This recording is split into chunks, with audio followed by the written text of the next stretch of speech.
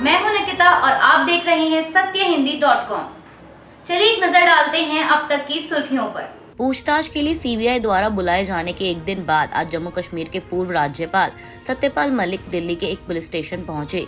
Delhi police ने उन खबरों का दृढ़ता से खंडन किया कि उन्हें गिरफ्तार किया गया था और एक बयान जारी कर कहा कि वे अपनी मर्जी से पुलिस स्टेशन आए थे। सूत्रों की माने तो मलिक के घर के पास एक पार्क में आयोजित बैठक पर पुलिस द्वारा आपत्ति जताए जाने के बाद मलिक पुलिस थाने गए थे। इस मामले पर दिल्ली पुलिस का कहना है कि उन्हें आवासीय क्षेत्र में बिना अनुमति के कोई बैठक करने की अनुमति नहीं थी। इसके साथ ही पुलिस ने ये भी कहा कि हमने पूर्व राज्यपाल सत्यपाल मलिक को हिरासत में नहीं लिया है। वे अपने समर्थकों के साथ आरकेपुरम पुलिस स्टेशन में अपनी मर्जी से आए और हमने उन्हें सूचित किया है कि वे अपनी मर्जी से जा सकते हैं। केंद्रीय कानून मंत्री किरण रिजिजू अरुणाचल प्रदेश को 4G सेवाओं के लिए 254 मोबाइल टावर समर्पित करने के लिए आयोजित एक कार्यक्रम में पहुंचे। केंद्रीय मंत्री ने उच्च न्यायालय के मुख्य न्यायाधीशों की नियुक्ति से संबंधित सिफारिशों सहित सरकार के समक्ष लंबित सुप्रीम कोर्ट कॉलेजियम की विभिन्न सिफारिशों के बारे में पूछे जाने पर कहा कि कॉलेजियम का मुद्दा पूरी तरह माइंड गेम का है। मैं इस बारे में बात नहीं करने जा रहा हूं। बता दें, कानून मंत्री किरण रिजिजू लगातार कॉलेजियम सिस्टम पर हमला बोलते आए हैं और बीते दिनों में उन्होंने इसे एलियन भी बता दिया था। आज तक के कार्यक्रम में कर्नाटक राउंड टेबल में पहुंचे कांग्रेस अध्यक्ष मल्लिकार्जुन खड़गे ने परिवारवाद के मामले पर बीजेपी पर निशाना साधा। खड़गे ने कहा कि वे खुद परिवारवाद कर रहे हैं और दूसरों को बोल रहे हैं। इसके साथ साथ बीजेपी पर टिप्पणी करते हुए उन्होंने आगे कहा कि उल्टा चोर कोतवाल को डांटे। परिवारवाद के मसले पर खड़गे ने कहा कि बीजेपी के 36 लोग ऐसे हैं जिनके रिश्तेदार चुनाव लड़ रहे हैं। राहुल गांधी का परिवारवाद क्या है? क्या सोनिया गांधी कभी प्रधानमंत्री बनी? क्या राहुल मिनिस्टर बने, डिप्टी प्राइम मिनिस्टर या प्राइम मिनिस्टर बने? आप अपने उसूलों और आइडियोलॉजी पर वोट मांगिए। अजीत पवार के बयान के बाद एक बार फिर महाराष्ट्र में राजनीति तेज हो गई है। उद्धव ठाकरे गुट के नेता संजय राउत ने इस मामले पर कहा कि अजीत पवार की टिप्पणी से साफ हो गया है कि बीजेपी ने महाराष्ट्र के मुख्यमंत्री एकनाथ शिंदे को अपना बस्ता बांध लेने को कह दिया है। संजय राउत ने कहा कि अजीत पवार ने जो कहा है उसका साफ मतलब यही है कि एकनाथ शिंदे को और उनके गुट को अपना बस्ता बांधने को कह दिया गया है। यही कारण है कि एकनाथ शिंदे अचानक से लो प्रोफाइल बने हुए हैं और दबी जुबान से भाजपा द्वारा अजीत पवार को मुख्यमंत्री पद की पेशकश किए जाने की अटकलों के बारे में बोल रहे हैं। राउत ने कहा कि अगर अजीत पवार मुख्यमंत्री पद पर दावा करते हैं तो हमारी शुभकामनाएं उनके साथ हैं। हम किसी को भी उनकी महत्वाकांक्षाओं से नहीं रोक सकते। उन्हें अपनी किस्मत आजमाने दीजिए। एनसीपी नेता अजीत पवार ने शुक्रवार को कहा कि उनकी पार्टी महाराष्ट्र के मुख्यमंत्री पद के लिए 2024 का इंतजार करने की बजाय अभी दावा कर सकती है। सकल मीडिया ग्रुप को दिए एक इंटरव्यू में उन्होंने कहा कि एकनाथ शिंदे की नाराजगी के बारे में जून 2022 में शिवसेना तोड़ने से पहले ही सुन चुके थे। साथ ही मुख्यमंत्री बनने के सवाल पर भी अजीत पवार ने सहमति जताई और कहा कि हाँ, मैं 100% बनना चाहूंगा। इसके साथ साथ 2004 में कांग्रेस और एनसीपी के गठबंधन को लेकर भी अजीत पवार ने सवालों के जवाब दिए। उन्होंने कहा, हमें 71 सीटें मिली जबकि कांग्रेस ने 69 सीटें जीती। कांग्रेस सहित सभी ने सोचा कि मुख्यमंत्री एनसीपी से होगा। हालांकि कुछ निर्णय उच्चतम स्तर पर लिए गए और दिल्ली से एक संदेश आया कि एनसीपी को उप मुख्यमंत्री का पद मिलेगा और मुख्यमंत्री का पद कांग्रेस के पास जाएगा। आम आदमी पार्टी के सांसद संजय सिंह ने ईडी को कानूनी नोटिस दिया है, जिसमें एजेंसी पर दिल्ली आबकारी नीति में राज्यसभा सदस्य की कथित संलिप्तता के खिलाफ झूठे दुर्भावनापूर्ण अभियान को लोकप्रिय बनाने का आरोप लगाया है। उन्होंने ईडी से 48 घंटे के भीतर सार्वजनिक माफी की मांग की है, अन्यथा आपराधिक कार्रवाई का सामना करना होगा। संजय सिंह की तरफ से दिए गए नोटिस में कहा गया है कि आपने और आपके सहयोगियों, एजेंटों और कर्मचारियों ने मेरे मुवक्किल की सार्वजनिक छवि को धूमिल करने और विकृत करने का प्रयास किया है, अन्यथा किसी को लोकप्रिय बनाने का प्रयास किया है। दिल्ली आबकारी नीति में मेरे मुवक्किल की कथित संलिप्तता के खिलाफ विकृत, झूठा, प्रेरित, जंगली, दुर्भावनापूर्ण निराधार अभियान है। बता दें, दिल्ली आबकारी नीति मामले में पूर्व उप मुख्यमंत्री मनीष सिसोदिया जेल में हैं और हाल ही में दिल्ली के मुख्यमंत्री अरविंद केजरीवाल से भी इस मामले में पूछताछ की गई थी। संसद की सदस्यता जाने के बाद आज राहुल गांधी ने अपने तुगलक रोड का बंगला खाली कर दिया। बंगला खाली करते हुए राहुल गांधी ने कहा कि ये घर जहां वे 19 साल से रह रहे थे, देश की जनता ने उन्हें दिया था। उन्होंने कहा, मैं नहीं रहना चाहता। इस बात की कोई चिंता नहीं है कि मैं जिस जगह 19 साल रहा वह मुझसे छीन ली गई। राहुल गांधी ने कहा, सच बोलने के लिए कीमत होती है, मैं कीमत चुका रहा हूँ। बंगला खाली करते समय सोनिया गांधी और प्रियंका गांधी भी वहां मौजूद रहीं। मौके पर प्रियंका गांधी ने भी कहा कि मेरे भाई जो कुछ कह रहे हैं वह सत्य है। उन्होंने सरकार के बारे में सच बोला और इसीलिए यह सब हो रहा है, लेकिन वह बहुत साहसी हैं, वह कभी नहीं डरते, वह अपनी लड़ाई जारी रखेंगे। ईद के मौके पर योगी आदित्यनाथ ने कहा कि आज ईद है और राज्य में कोई दंगा नहीं हुआ, किसी का आवागमन प्रभावित नहीं होता, कानून व्यवस्था की स्थिति नियंत्रण में है, शांति है और यह इसलिए है क्योंकि हर कोई जानता है कि कानून सभी के साथ समान व्यवहार करता है। यह तभी संभव है जब प्रशासन संवेदनशील हो।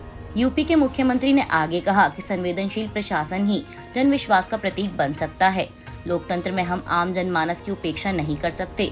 लोगों का नाम, जाति, मत, मजहब वगैरह बिना पूछे न्याय मिलना चाहिए। लोगों को शासन की योजनाओं का लाभ हर हाल में मिलना चाहिए। हम देश के साथ भेदभाव नहीं कर सकते। ऐसा प्रशासन जब रहेगा तो वह जन विश्वास का प्रतीक बनेगा। प्रयागराज में माफिया अतीक अहमद की हत्या के बाद उसकी गैंग पर भी अब शिकंजा कसा जा रहा है। प्रयागराज के धूमनगंज थाने ने कार्रवाई की है और उमेश पाल मर्डर केस में अतीक अहमद के वकील खान शौकत हनीफ को साजिश रचने और शूटरों की मदद करने का आरोपी बनाया गया है। पुलिस आयुक्त दीपक भूकर का कहना है कि जांच के दौरान खान शौकत हनीफ के खिलाफ सबूत मिले हैं। खान शौकत हनीफ का नाम आईपीसी की धारा 120B के तहत जोड़ा गया है। बता दें, उमेश पाल अपहरण मामले में उम्र कैद की सजा पाने के बाद नैनी जेल में बंद खान शौकत हनीफ से पूछताछ के लिए पुलिस जल्द ही अदालत में रिमांड की अर्जी दाखिल कर सकती है। पश्चिम बंगाल के कालियागंज में किशोरी के कथित बलात्कार और हत्या को लेकर गुस्से के बीच हिंसा भड़क उठी। स्थिति को नियंत्रण में लाने के लिए पुलिस को फिर से बल प्रयोग करना पड़ा और आंसू गैस के गोले दागने पड़े। शांति बनाए रखने के लिए इलाके में और बल तैनात किए गए हैं। शुक्रवार को स्थानीय लोगों ने न्याय की मांग को लेकर धरना दिया। पुलिस के मौके पर पहुंचने पर शव को निकालने के लिए उन्हें गुस्साई भीड़ द्वारा हिंसा और पथराव का सामना करना पड़ा। वहीं इस मामले पर बीजेपी और तृणमूल के बीच राजनीति तेज हो गई है। राज्य भाजपा प्रमुख और बालूरघाट के सांसद सुकांत मजूमदार ने आज पीड़ित परिवार से मुलाकात की और आरोप लगाया कि पुलिस घटना की जांच करने में असक्षम है। उन्होंने ये भी आरोप लगाया कि पुलिस ने पहले उन्हें पीड़ित परिवार से मिलने नहीं दिया। उन्होंने दावा किया कि पुलिस सबूतों को दबा रही है और कमजोर कर रही थी और पीड़िता के शरीर को इस तरह से घसीटा गया था जो गरिमापूर्ण नहीं था। केरल में भाजपा की इकाई को एक पत्र मिला है। इसमें प्रधानमंत्री नरेंद्र मोदी के 2 दिवसीय दौरे के दौरान जान को खतरा होने का दावा किया गया है। जानकारी के मुताबिक भाजपा मुख्यालय में 17 अप्रैल को पहुंचे पत्र को केरल पुलिस को सौंप दिया गया। इसे भेजने वाले का नाम एनके जॉनी है। पार्टी अध्यक्ष के सुरेंद्रन ने पुलिस को पत्र सौंपा है। हालांकि पुलिस की पूछताछ में जॉनी ने पत्र भेजने से इनकार किया। बता दें, प्रधानमंत्री मोदी 24 अप्रैल को कोच्चि पहुंचकर रोड शो में हिस्सा लेने वाले हैं। इसके बाद वे युवाओं की एक सभा को भी संबोधित करेंगे। वहीं अब पीएम मोदी के केरल दौरे के खिलाफ भाजपा के राज्य कार्यालय में एक धमकी भरा पत्र मिलने के बाद केरल को हाई अलर्ट पर रखा गया है।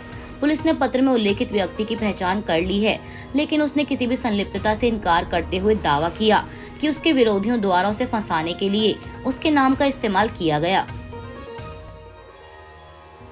कोलकाता में ईद के मौके पर अपने संबोधन के दौरान ममता बनर्जी ने एक बार फिर बीजेपी पर जमकर निशाना साधा। मुख्यमंत्री ने भाजपा को खुली चुनौती देते हुए साफ तौर पर कहा कि बीजेपी में मुस्लिम वोटों को बांटने की हिम्मत नहीं है। लोकसभा चुनाव में 1 साल बाकी है, हम देखेंगे कि कौन जीतता है और कौन नहीं। उन्होंने कहा कि हम बंगाल में दंगे नहीं, शांति चाहते हैं। हम इस देश के टुकड़े नहीं करना चाहते। जो लोग इस देश के टुकड़े करना चाहते हैं उनसे मेरा कहना है कि मैं आज इस ईद पर वादा करती हूँ कि मैं अपनी जान देने को तैयार हूँ, लेकिन मैं देश को बांटने नहीं दूंगी। कोई बीजेपी से पैसे लेकर यह कहता है कि हम मुस्लिम वोट बांट देंगे, तो मैं उनसे कहना चाहती हूँ कि मुस्लिम वोटों को बांटने की हिम्मत बीजेपी में नहीं है। यह मेरा आज आपसे वादा है। ममता ने आगे कहा कि अगर लोकतंत्र चला गया तो सब कुछ चला जाएगा। आज संविधान बदला जा रहा है, इतिहास बदला जा रहा है। अमेरिकी राष्ट्रपति जो बाइडेन सितंबर में भारत की यात्रा कर सकते हैं, जिसकी जानकारी दक्षिण और मध्य एशिया के सहायक विदेश मंत्री डोनाल्ड लू ने दी। न्यूज एजेंसी पीटीआई को दिए एक इंटरव्यू में उन्होंने कहा कि यह एक बड़ा साल होने वाला है। बेशक भारत G20 की मेजबानी कर रहा है। इस वर्ष संयुक्त राज्य अमेरिका एपेक की मेजबानी कर रहा है और जापान G7 की मेजबानी कर रहा है। हमारे बहुत सारे क्वाड सदस्य हैं जो नेतृत्व की भूमिका निभा रहे हैं और यह हम सभी को अपने देशों को एक साथ लाने का अवसर प्रदान करता है। हमारे राष्ट्रपति सितंबर में भारत की यात्रा के लिए उत्सुक हैं। G20 लीडर समिट के हिस्से के रूप में यह उनकी पहली भारत यात्रा होगी। पिछले महीने हुए क्वाड समिट को लेकर भी उन्होंने कहा कि मार्च में डॉक्टर जयशंकर ने सभी 4 विदेश मंत्रियों के साथ रायसीना डायलॉग में एक मंत्री स्तरीय बैठक और असाधारण सार्वजनिक कार्यक्रमों के लिए अपने क्वाड समकक्षों की मेजबानी की। यह क्वाड विदेश मंत्रियों के साथ इस तरह की पहली सार्वजनिक चर्चा थी और वास्तव में यह बताया कि कैसे हमारे 4 देश इंडो पैसिफिक के लोगों का समर्थन करने के लिए एक साथ आ रहे हैं। आज आईपीएल के पहले मुकाबले में लखनऊ सुपर जायंट्स और गुजरात टाइटंस आमने सामने थी। गुजरात टाइटंस ने टॉस जीतकर पहले बल्लेबाजी चुनी थी और अपने 20 ओवरों में 6 विकेट खोकर 135 रन बनाए थे। वहीं लक्ष्य का पीछा करते हुए लखनऊ की टीम 7 विकेट खोकर 128 रन ही बना सकी और गुजरात ने इस मैच को 7 रनों से जीत लिया। आईपीएल के दूसरे मुकाबले में मुंबई इंडियंस और पंजाब किंग्स मुंबई के वानखेड़े स्टेडियम में आमने सामने हैं। मुंबई इंडियंस ने टॉस जीतकर पहले गेंदबाजी का फैसला किया था और पंजाब किंग्स ने पहले बल्लेबाजी करते हुए अपने 20 ओवरों में 8 विकेट खोकर 214 रन बनाए हैं। अभी के लिए बस इतना ही। बाकी की खबरों के लिए बने रहिए सत्यहिंदी.com के साथ।